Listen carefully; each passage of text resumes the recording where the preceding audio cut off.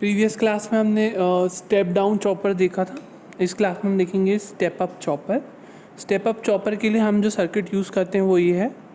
इसमें लोड का नेचर कुछ भी हो सकता है, रेजिस्टिव, इंडक्टिव, कैपेसिटिव या कॉम्बिनेशन ऑफ लोड्स।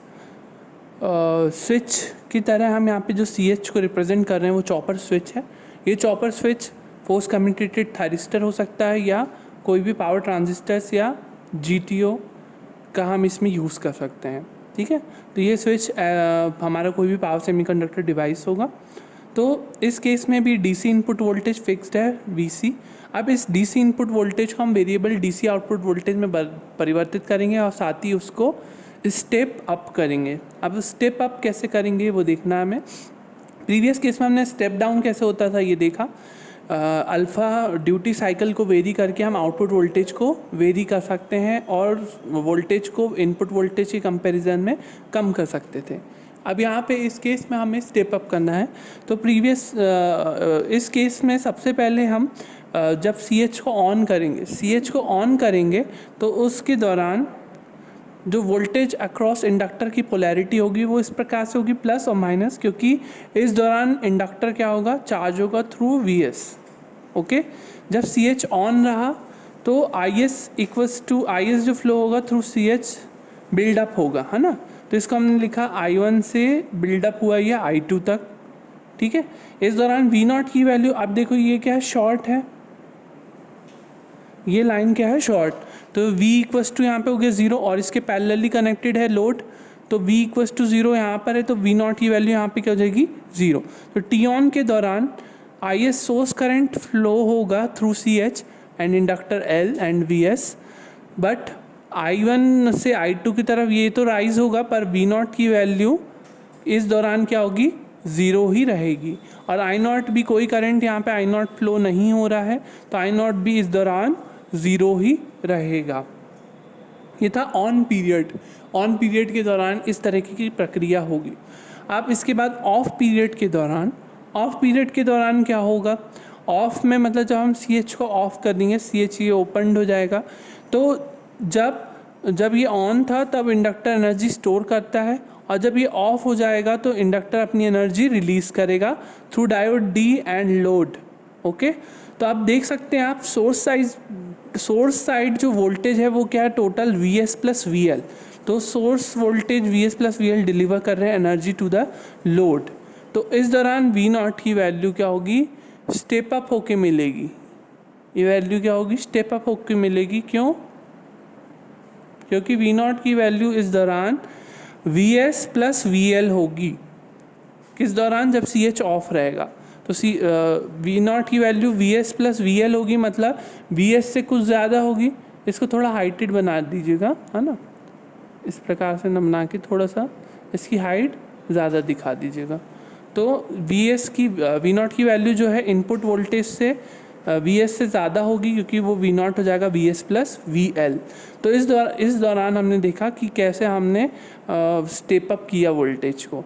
अब इसको हमें मैथमेटिकली देखना है कि हम कैसे अल्फ़ा के दौरान कैसे हम वोल्टेज को, आउटपुट वोल्टेज को वेरी करेंगे। तो उसके लिए हम एक्सप्रेशन निकालेंगे इसका।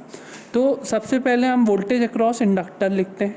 जब CH ऑन है तो वोल्टेज अक्रॉस इंडक्टर हम कैसे लिखेंगे, CH ऑन है तो मतलब इस प्रकार का सर्किट है, तो VL जो है वो VS के बराबर है, तो CH के ऑन के दौरान VL जो है वो VS के बराबर होगा। अब जब CH ऑफ है तो VL की वैल्यू क्या होगी, V0 इक्वस टू क्या है, VS प्लस VL, तो VL इक्वस टू क्या होगा, CH के दौरान VL इक्वस टू जाएगा V0 माइनस VS होगा।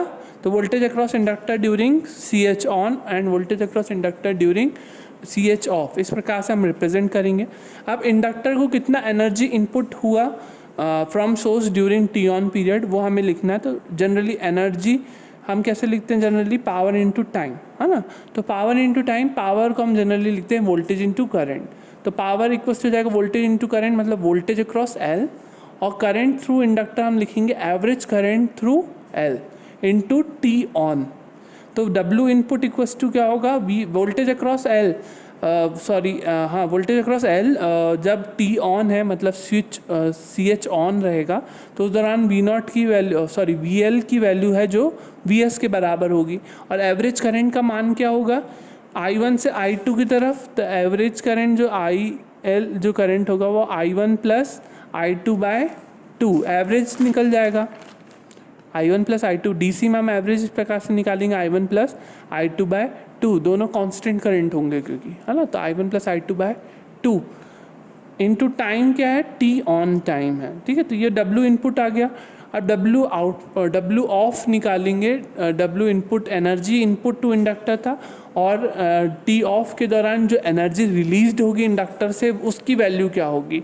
तो ये भी हम इसी प्रकार से लिखेंगे, W off equals to voltage across L, average current through L, and into T off time. तो T ऑफ के दौरान, CH ऑफ के दौरान VL की वैल्यू क्या है, V0 माइनस VS के बराबर। तो V0 माइनस VS है, तो W ऑफ इक्वल्स टू हम लिखेंगे V0 minus VS into I1 plus I2/2, ये है एवरेज करंट थ्रू एल, ठीक है। और टाइम ऑफ टाइम क्या है इस दौरान, T ऑफ। तो इस तरीके से W इनपुट ये आ गया आपके फर्स्ट इक्वेशन, और ये आ गया आपकी सेकंड इक्वेशन।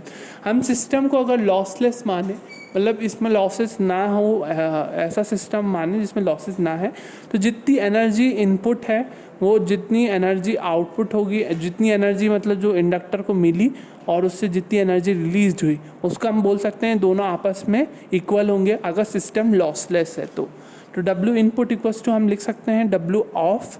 तो W इन की वैल्यू क्या है, VS I1 plus I2/2 into T on, आप चाहे आपको पूरा लिखना है यहाँ पर, और इक्वल्स टू होगा V0 minus VS into I1 plus I2/2 into T off.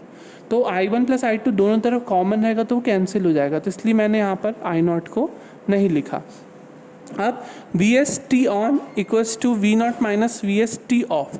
तो VS T ऑन यहाँ से और V0 minus VS equals to T off इतना, तो इसको हम लिख सकते हैं V0 T off minus VS T off, और इसको यहाँ पर शिफ्ट कर सकते हैं तो VS कॉमन हो जाएगा, VS T on plus T of.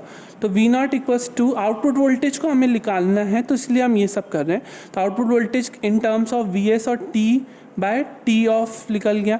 ये कैसे आया, T/T ऑफ, ये VS into T on plus T था। T on plus T of जो है वो टोटल चॉपिंग पीरियड होगा T के बराबर, तो total chopping period T upon T off. तो इसके कारण T/T ऑफ आएगा एक्सप्रेशन में, तो T/T ऑफ, जैसे हम T on plus T off equals to T लिख सकते हैं, तो इसी प्रकार से हम T ऑफ को T माइनस T ऑन लिख सकते हैं। तो T ऑफ को हमने T माइनस T ऑन लिखा। अब दोनों ऊपर नीचे एक्सप्रेशन में अगर हम डिवाइड कर दें T/T का, इधर भी T/T minus T on by T, तो ये हो गया 1, ये भी हो गया 1, और T ऑन बाय T क्या होगा, T on by T on plus T off generally क्या होता है हमारा, T on by T off, T on by T total time T, ये होता है जनरली अल्फ़ा होता है, ये होता है ड्यूटी साइकिल, है ना। तो ड्यूटी साइकिल वैल्यू हो जाएगी यहाँ पे alpha, VS upon 1 minus alpha. अब अल्फ़ा की वैल्यू यहाँ पर हम रखें, कुछ भी रखें, 0.1, 0.2, 0.3, 0.4, 0.5, 0.6, 0.7, इस प्रकार से कुछ भी हम यहाँ पे रखते हैं। तो हमें जैसे VS है 50 वोल्ट, अगर जैसे हमने रखा 0.5, तो VS equals to 50 volt upon 1 minus 0.5 क्या होगा, 0.5, 100, तो ये हो गया 100। तो ये 100 वोल्ट आ गया। V0 की वैल्यू 100 वोल्ट आ रही है, VS की वैल्यू 50 वोल्ट पर अल्फ़ा बराबर से 0.5 रखने पर। तो इस प्रकार से हम इस एक्सप्रेशन के थ्रू वोल्टेज को स्टेप अप कर सकते हैं। इसलिए इस सर्किट को, जो हमने सर्किट यहाँ पे बनाया, इस सर्किट को हम बोलते हैं स्टेप अप चॉपर, क्योंकि ये हमेशा स्टेप अप चॉपर की तरह कार्य करता है।